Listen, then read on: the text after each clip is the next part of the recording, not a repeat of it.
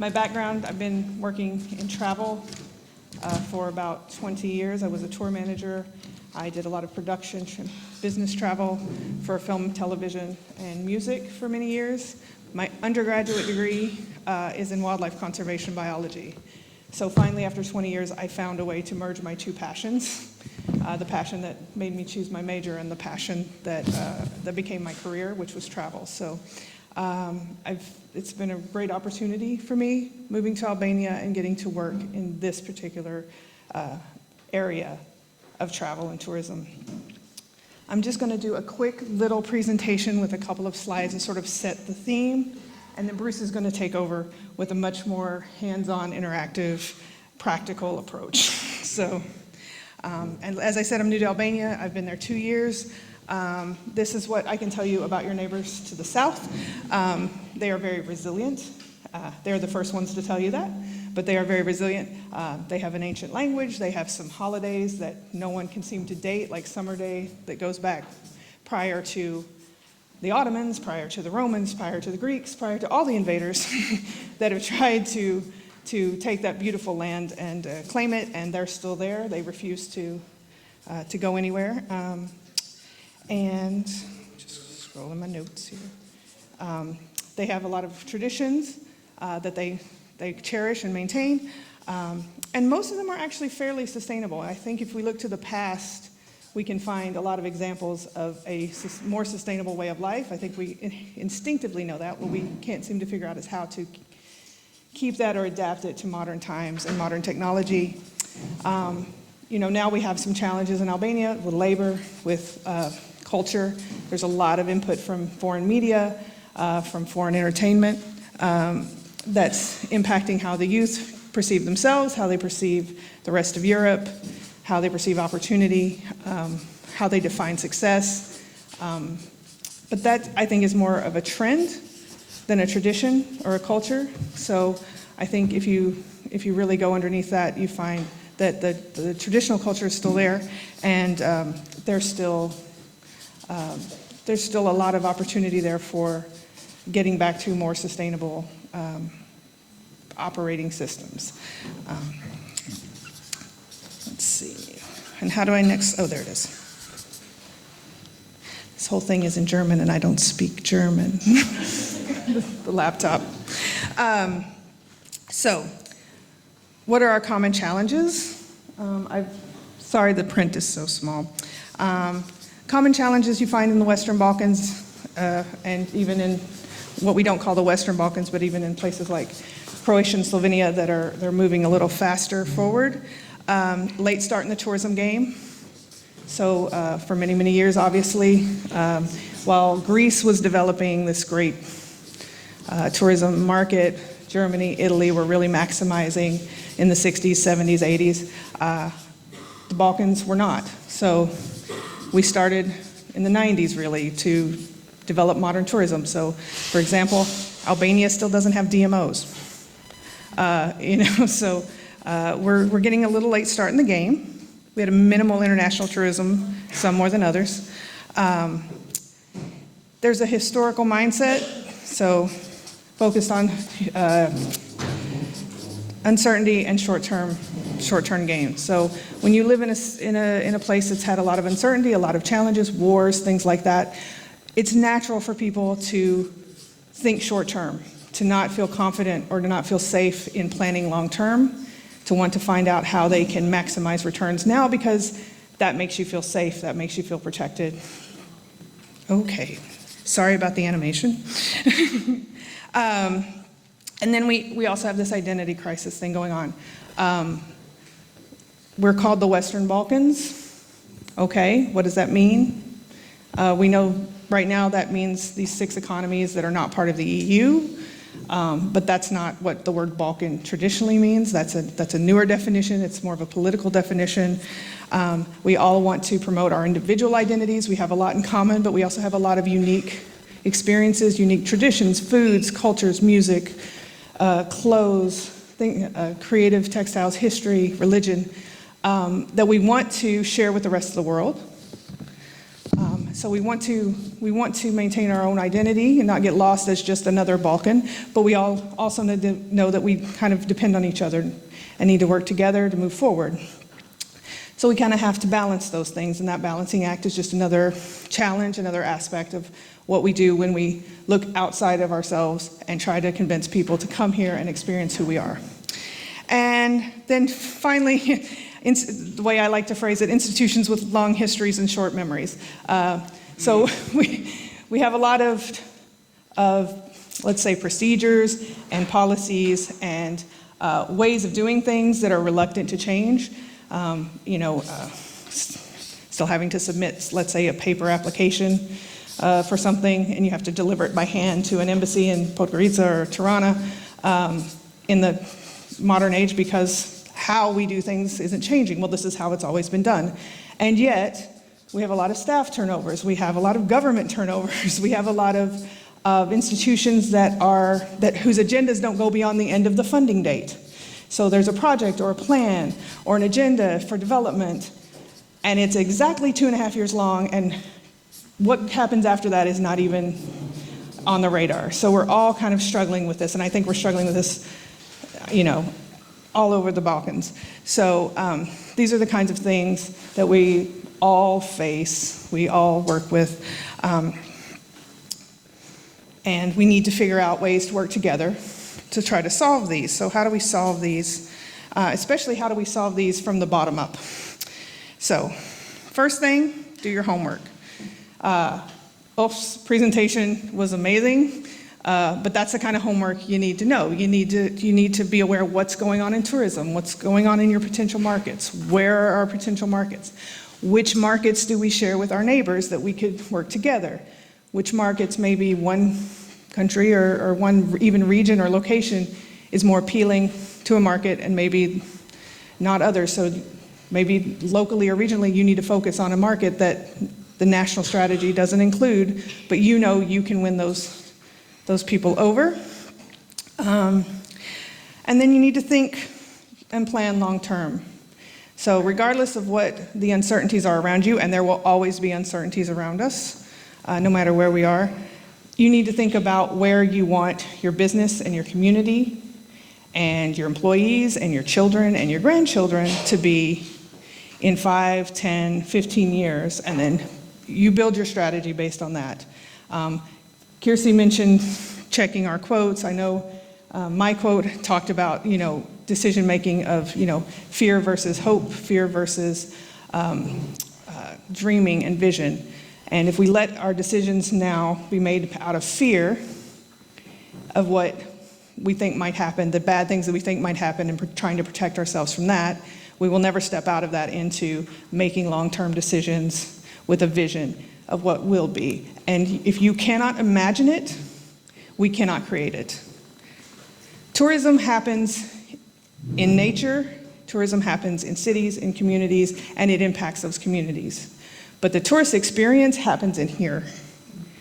So you can create memories for people, and you can do that while minimizing negative impacts by creating positive impacts. There are many places where people go and, let's say, they plant trees. People like to travel and feel like they're doing something good. But even if you don't do something positive, you're building your experience for them in here. This is what they take away. What they see, who they talk to, what they learned.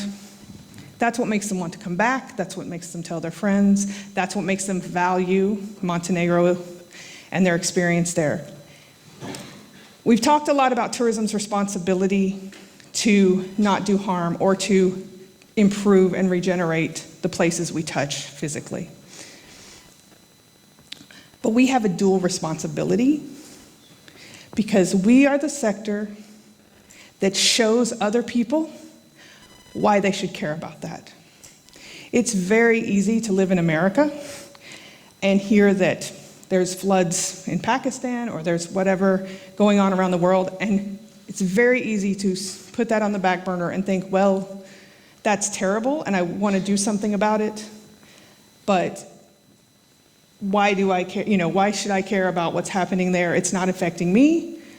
When I travel, When I go to other places and see how other people live, that's when I realize that I care about their lives. I care about them being able to continue to live the way they do. That's part of the rich tapestry of human culture, and we need to keep it. If I never leave my house, I will never care about people beyond what I can see with my own two eyes. But when we travel, that's when we learn to care about other people. So the tourism sector has a dual responsibility to show the rest of humanity why a river, a mountain, a community, a culture, a food tradition has value. No other sector, people who make tires don't have this responsibility. They may be trying to make tires cleaner and better, but they don't have a responsibility to show everyone they sell tires to why tires need to be better and how that helps people. We show them what's important. So we need to take that responsibility on as well when we think about how we communicate.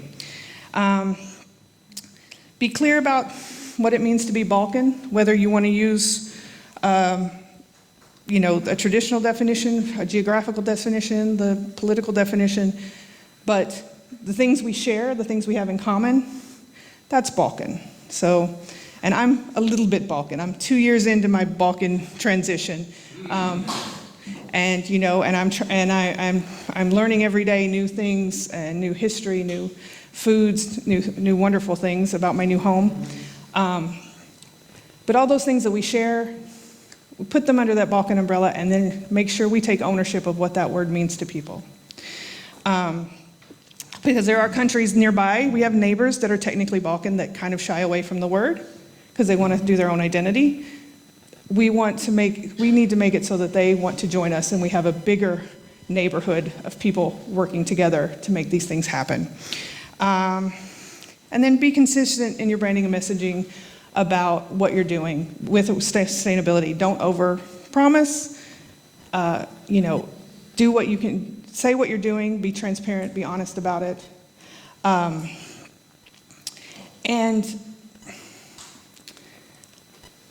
remember what I said before, that the tourism experience happens in here.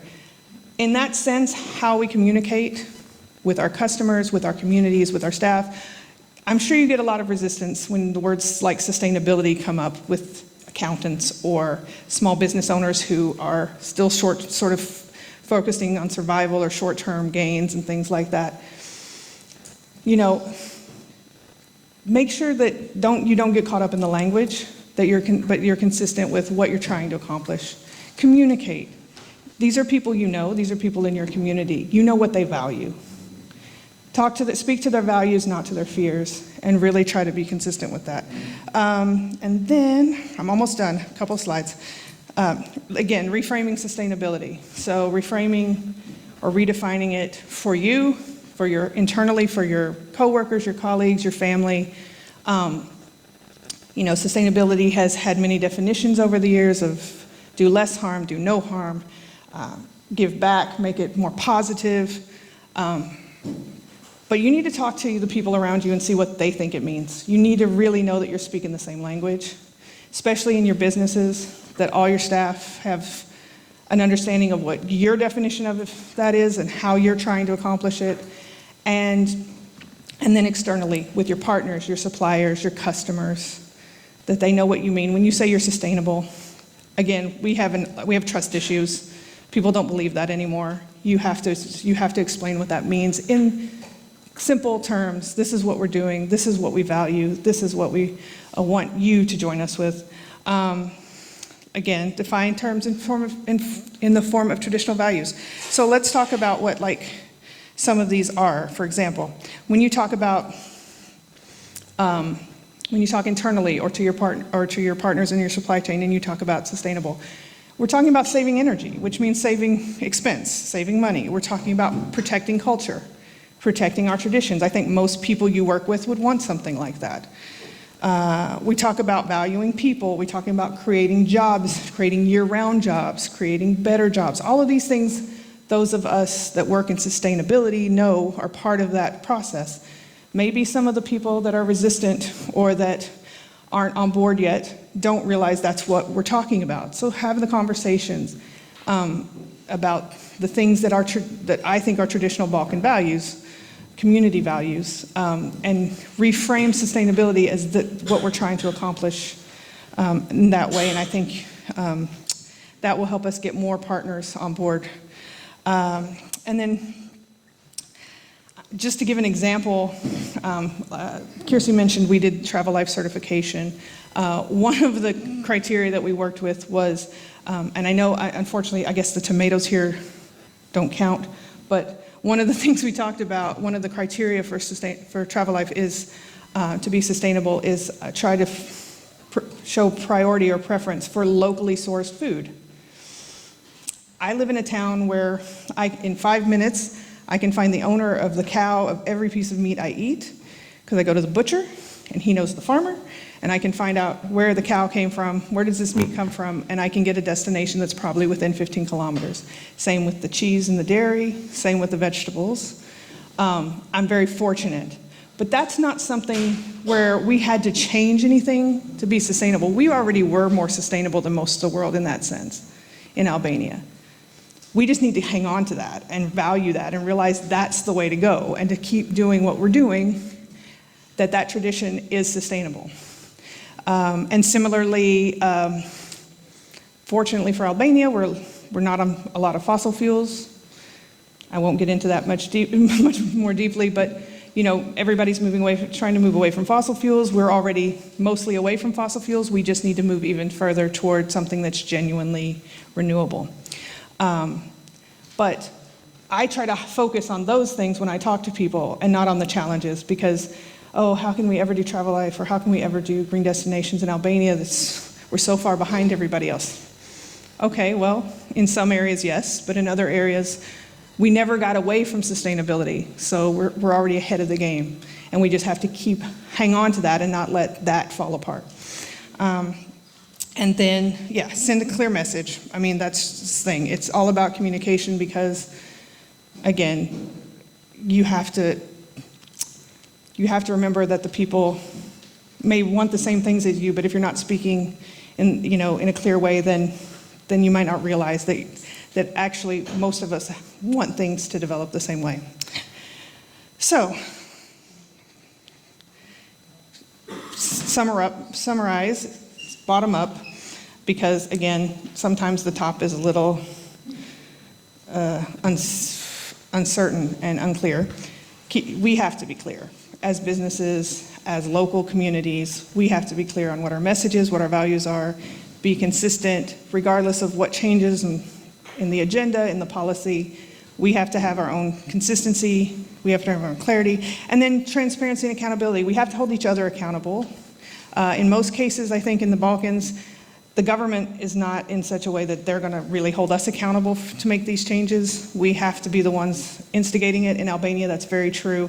Most of the initiative to move towards sustainability seems to be coming from the businesses, the tour operators, the SMEs, pushing from the bottom and then getting the attention of the top to help us. And I think that's how at least we're going to have to keep moving forward. But we have to be accountable to each other. We have to make sure that it means something. There's a lot of greenwashing in Albania.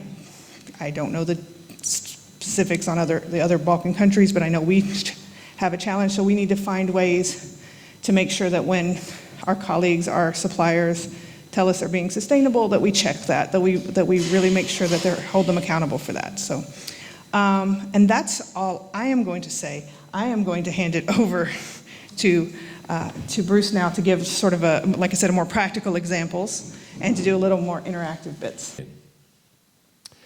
I want to do two little exercises because we got, I believe, another 10 minutes. Is it correct? 10 minutes? No, go ahead. Go ahead, okay. The darkest hour.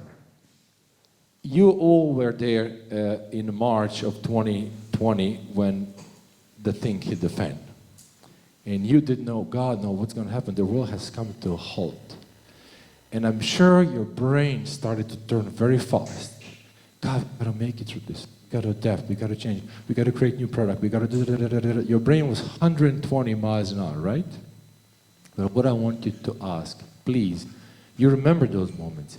If you can just take pen and paper and just to write one line or 2 lines, or basically, what was your brightest idea in that moment of silence? You have 2 minutes to do this. So find a pen and paper, please do it, write it down. The brightest idea that came to you in this moment of eerie silence when the world stopped.